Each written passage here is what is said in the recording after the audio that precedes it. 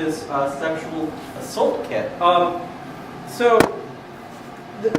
This workshop, which occurs here, the Criminalistics department, this is something that's being done through an entity called LAVA, the Los Angeles Visionaries Association, and you're the visionary in LAVA that is bringing this workshop to the public. So I thought we could just take a breath as we wrap this up and step back even more and talk about, Dawn, the visionaries. So maybe you could talk about, I know in our conversations, Poe is a big influence on your childhood. So really, how does the American Gothic impact your role as a forensics investigator? Well, thank you. Well, Poe did have a large impact on me. Actually, Poe turned me on to the written word.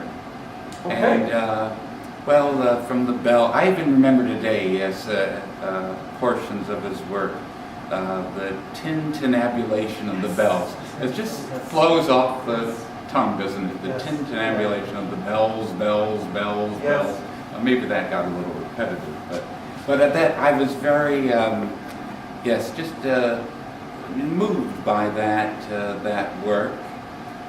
Your probably my favorite piece is The Raven. Right. But I do appreciate the artistry of that and the mood that it instills. Your career as an investigator began with the Sheriff's Department. Well, actually, I first served at Two Corners office. Oh, I apologize. Thank you. Yes. That's quite all right. But before your career at Coroner's Office and investigating, you were, I'm just going to say it, and if I'm wrong, correct me, you were involved in the Hillside Strangler? No. The great photo of you bagging a body in the hillside in the dark. That was actually... And people will see that if they come. I'm sorry, what case was that? Well, that was a case, it's never been solved, but it was the murder of a man, and his skeletal remains were found, buried, actually discovered by children. They were boys, they were digging a fort, building a fort, an underground fort, and they find a bone, and they throw it down the hillside, and then uncover another bone, down the hillside, unearth another bone, and that continued until they found a sock with a human foot in it, skeletonized human foot. So then they realized that it was a person. Yeah. And they were thinking it was animal bones before. So they then notified their parents, who called then the Sheriff's Department. So we conducted a forensic excavation to recover his remains. But it was ruled to be a homicide, but he was never identified. What I'd like to do, and I brought that case up because we're now talking about you as a visionary. If you look at your life, your career as a forensics investigator, when was the first time you dug up a bone which you knew was a human bone, but you decided to just throw it away because you didn't want to really acknowledge it? And at what point did you find the sock with the human foot in it? As a forensics investigator. I see. And we're just going to wrap this up with this, and you're just going to let it all. You're just going to put it all on the table for us. Well, actually, my interest began.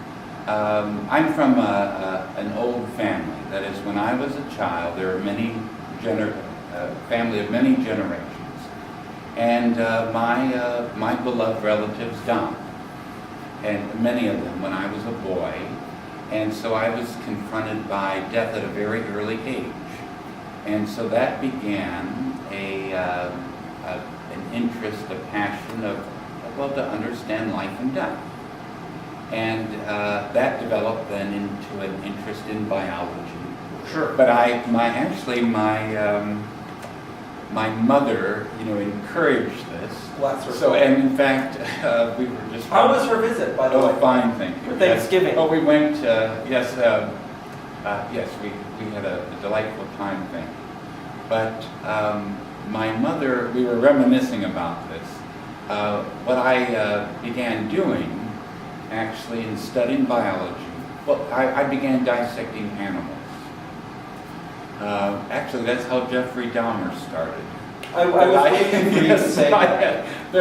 I think so. We had a common path, and then okay. So that was one. Yes. So that's the second bone you threw away. We're getting very close to the sock. Exactly. No, that's right. So that there was the fork in the road, and that is, I also wanted. I had an interest in serving the community, and an interest in justice and truth, and so then it was just natural that I became a forensic scientist. That is, given my interest in biology, human biology, including pathology, and then an interest in seeking the truth and fairness and justice in the world, I became a forensic scientist. Very good. What was your first case? What was your first case where it really just clicked for you, where you weren't just an assistant investigator, just really anxious? What was the first case where you just walked into the crime scene and you were just collecting evidence? You weren't worrying about how you were collecting evidence, you weren't worrying about your methodology, you were just there collecting evidence and you were doing it correctly, and you were just present. Well, that took many years. I believe you. I believe you. But that's the moment we're interested in. That moment where I felt that I was in command, yes, in control. Well, the case that I present, it wasn't the first time, but the case that I presented at the workshop. And this case, not to go into which this is a quadruple homicide. Quadruple homicide, and in fact, I presented it to the sheriff in LAPD several weeks ago as for training, and it was, mind you, it was a very complicated scene and required, advanced. It takes you an hour almost to get through it. It's wonderful. It covers all the bases. Yes, but one thing, I was ready at that time to accept those challenges. Now, it wasn't the first time that I felt that I was competent to perform the work, but I was given all this, my years of experience. I knew then, given these tremendous challenges in this case, that we would succeed. And you did on your. We won't give it away because that's the great denouement of the workshop.